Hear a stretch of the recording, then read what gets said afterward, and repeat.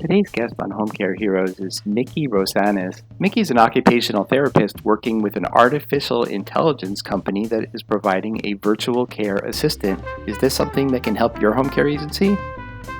Welcome to the Home Care Heroes podcast, featuring trending topics and practical wisdom for success in home care. Here's your host, Ken Accardi.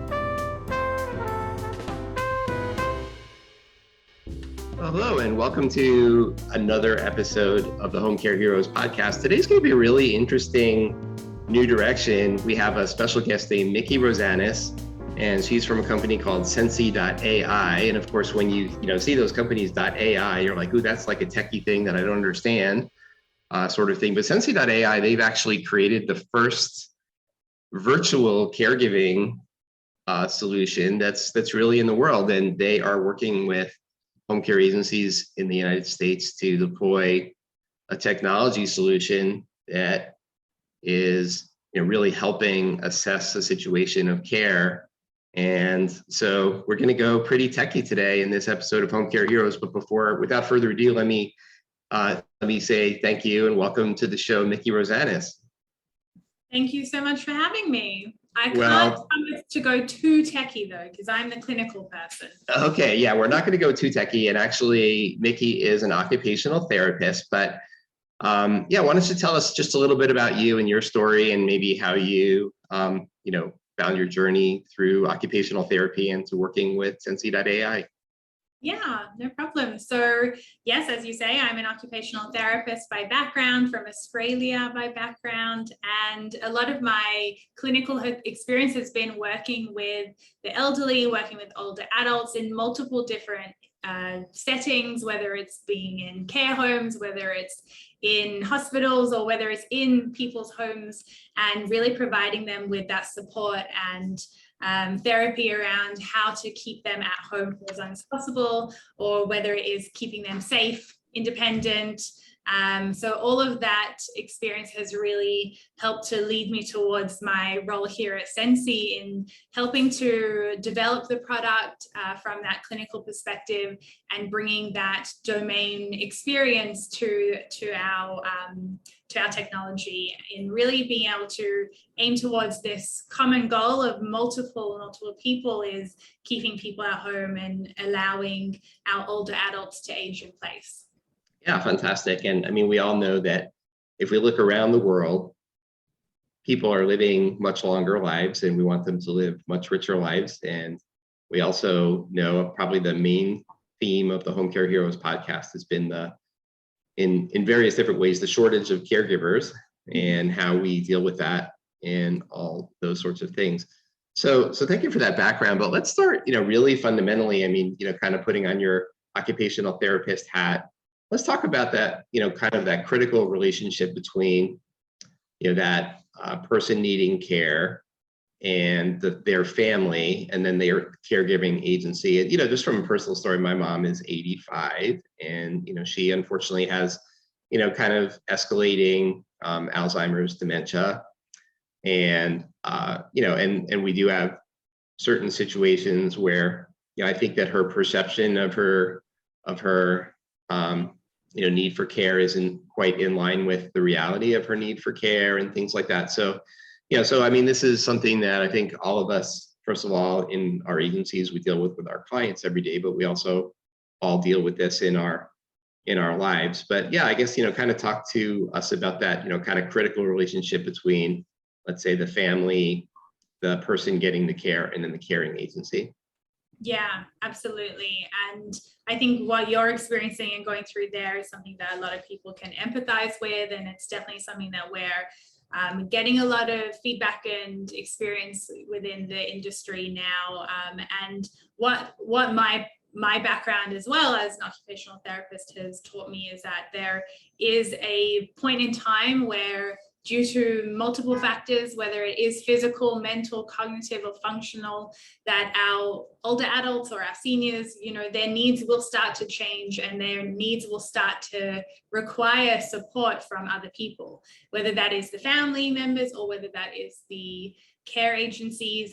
And what we are really aiming towards is to have this really collaborative approach towards the care of the person, and for that to be this this successful communication and this successful relationship between all those three parties. So we call this the triangle of care, which is really between the senior themselves, their family members, and the agency. And to really successfully aim towards that person being able to stay at home for as long as possible, all of these three parties need to be working closely together and need to be working in harmony. So that's definitely something that we're contributing to with this technology. But I guess the reasons for that, and I guess a bit of the background towards why this technology came about, was really to be able to provide a way and a tool for being able to communicate the information, or to be able to provide information to the families about what's happening for their loved one living at home, who are often, the families are the ones who are quite concerned and quite worried or anxious about how are they doing, what are they doing, what are they up to, and are there difficulties arising? Have they had any falls that they haven't told me about? And if there is caregiving there as well, they want to know, what is that like? What's the quality of that caregiving? Is there good relationships being built there between the person and the caregiver? So all of this information is something that family members often don't have necessarily available to them. And this is something that the technology is really working towards being able to provide to family members through the care agency themselves. Yeah, perfect. So we spoke a little bit as we were preparing about how, and you just brought it up, how there's some technology that you provide that's essentially listening in on what's going on in the home, and it, as you said, is when, let's say, mom's alone, and also when when a caregiver is there and all that. So why don't you take us through, like, what are some of the what are some of the things that can be detected or sensed, and if the family and others, the caring agency, had knowledge of these things, what are some things that can be done to mitigate some of these issues, and just maybe give a couple examples.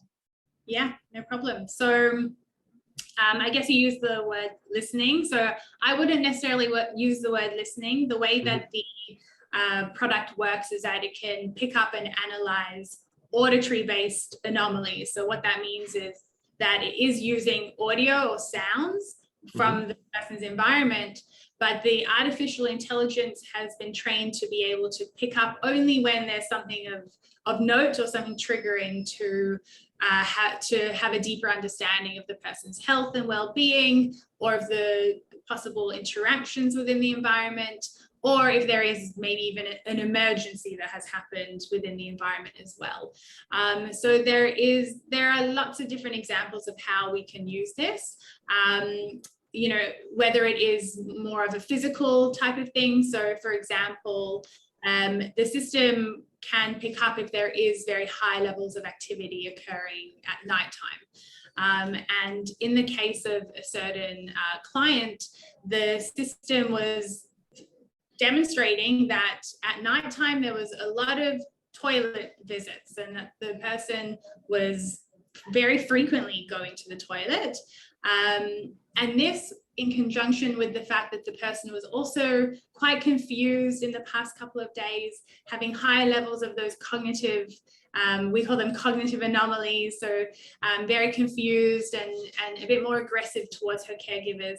And so all of this kind of painted the picture into the fact that she actually had a UTI, and the system was able to really help to initiate the detection of that by promoting getting a test for UTI, but also then that really fast and quick treatment of that health condition. So it could be to that extent of really helping to not diagnose, but detect possibilities of a health condition occurring. But it also looks into the level of interactions of the person with caregivers. And what's really quite wonderful to hear, and I think this really helps with, you mentioned before, the often you talk about the caregiver shortage, and what really helps with the retention of caregivers is giving them appreciation.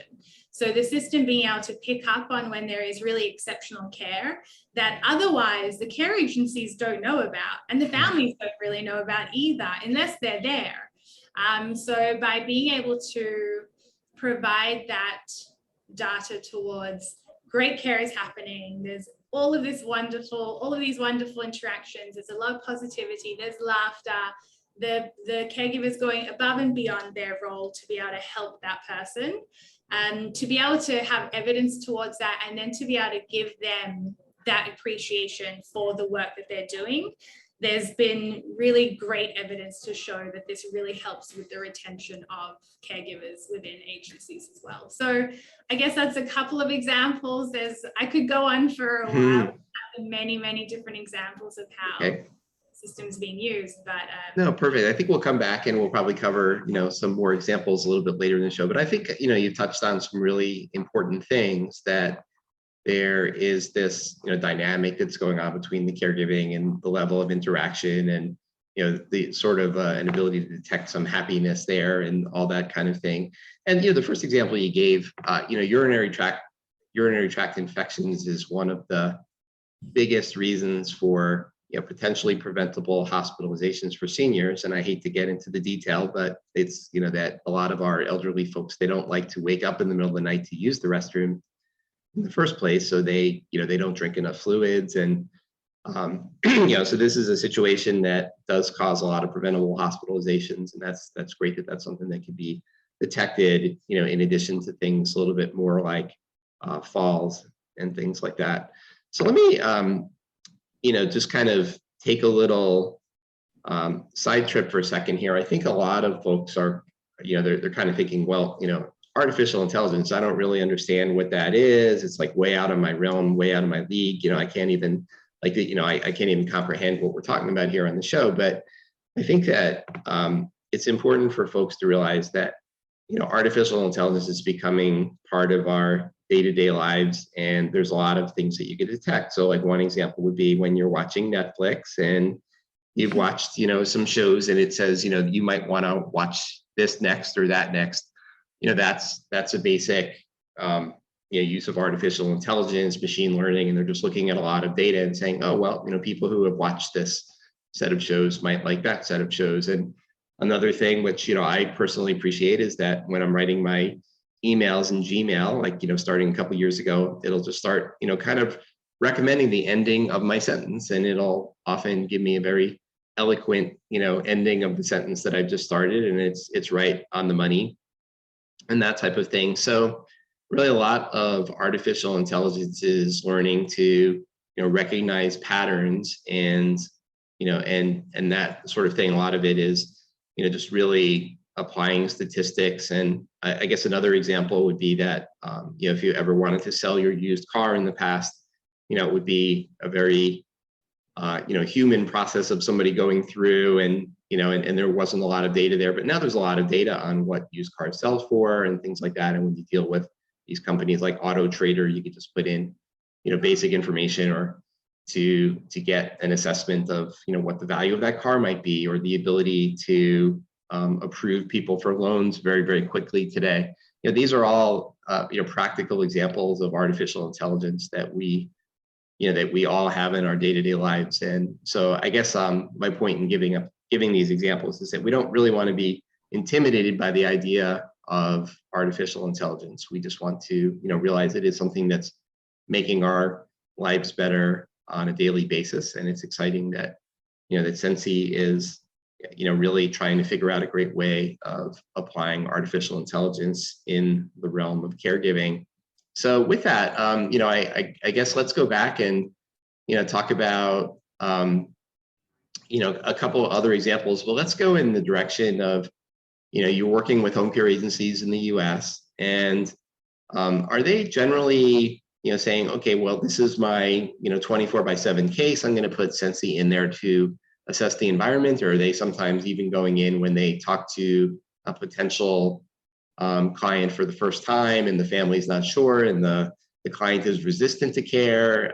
So I guess my question in all this is, are we, applying the Sensi technology maybe early before caregiving even starts, or are we applying it, when there's a lot of caregiving going on, or like where in the spectrum have we applied it and seen effectiveness of the solution? Yeah, that's a really great question. Firstly, in answer to that, it is being applied in multiple different ways. So firstly, yes, there are certain cases where there is already 24/7 care, and Sensi is a way of being able to detect and analyze the quality of that care and where else there might be certain needs of the client that needs to be picked up. But in the cases that you brought up, there is also definitely a need for Sensi, and it's being used quite commonly by care agencies for clients who don't even have physical care yet. And this is something that comes up quite a lot, is older adults or seniors who are resistant to wanting that physical care and who are wanting for everything to kind of stay as is. Let's not disturb the routine at all, and they might not necessarily have the insight. You mentioned even about your mum. So sometimes if someone does have those cognitive changes happening, they might not have the awareness into their possible difficulties, or even if they have the awareness, they don't want to admit to it, and they don't want to accept that they need that level of physical assistance and care.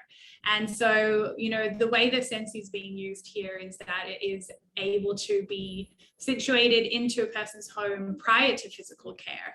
And it's actually, there's a great example of a client that we had using Sensi. Her family members started to become quite concerned about her. They noticed that there were some cognitive changes happening, and they reached out to a home care agency who went in, they did their assessment, and the senior herself was very adamant that she didn't want that physical care. And so instead of introducing physical caregivers, they introduced the virtual care assistant, or Sensi, and they were able to install Sensi, and that was the caregiving that they were providing her. They weren't helping her with making meals, they weren't helping her with going shopping. Sensi was there in her home to be able to have that assessment, that virtual assessment into what was happening for her. And the family were very intrigued to know what was happening for her.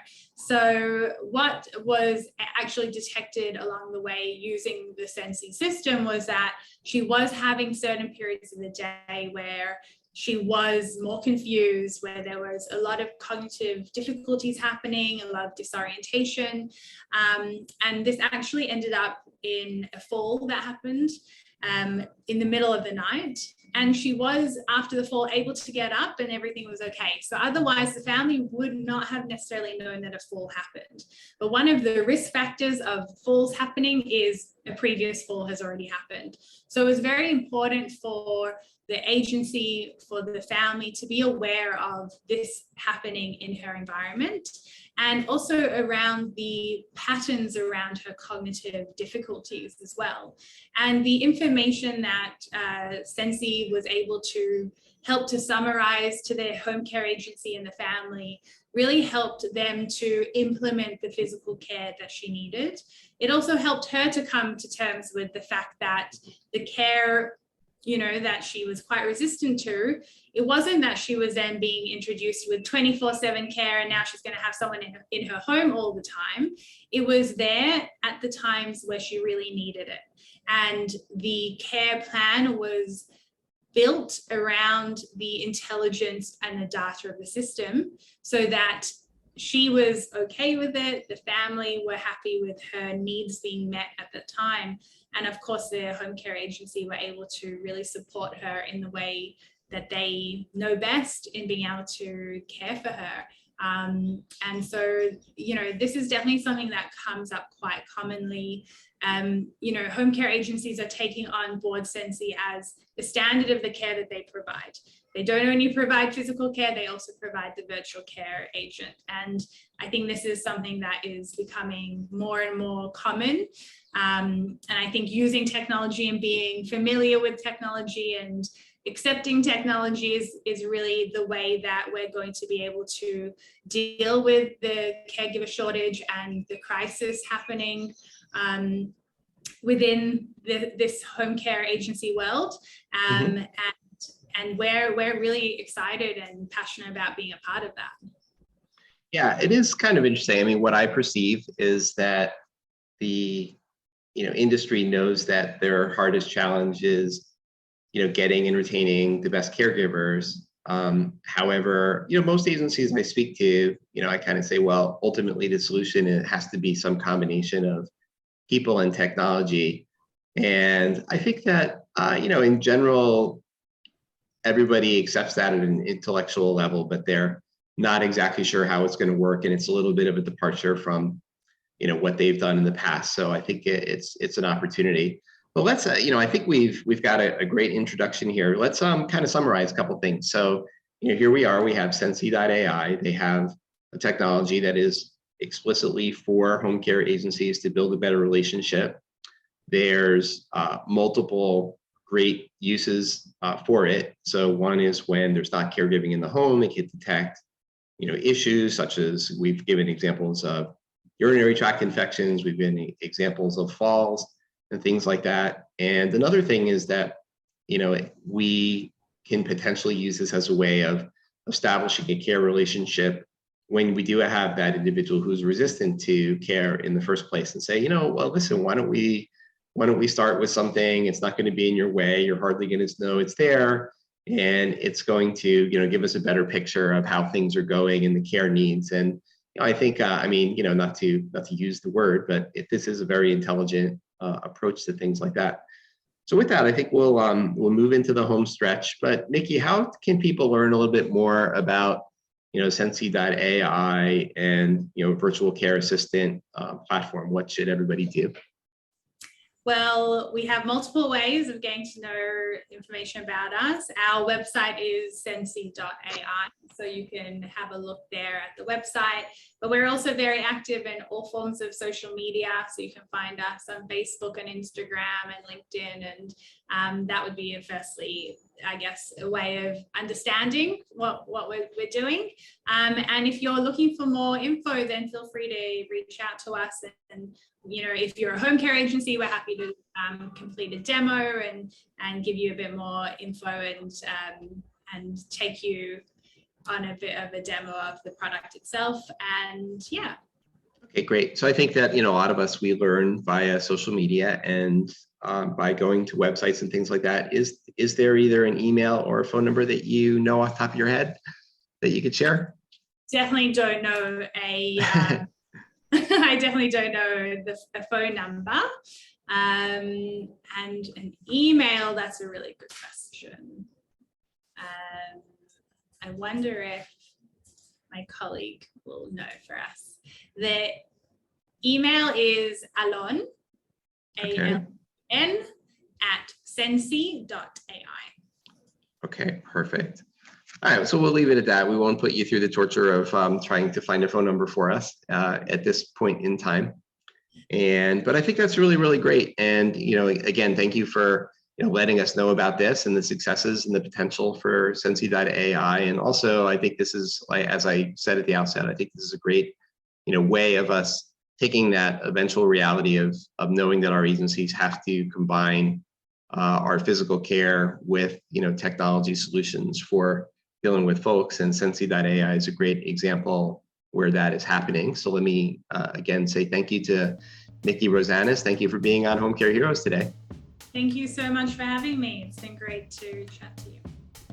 Thanks for joining us today on the Home Care Heroes podcast. Home Care Heroes is produced by Ancoda, the software for the heroes of home care.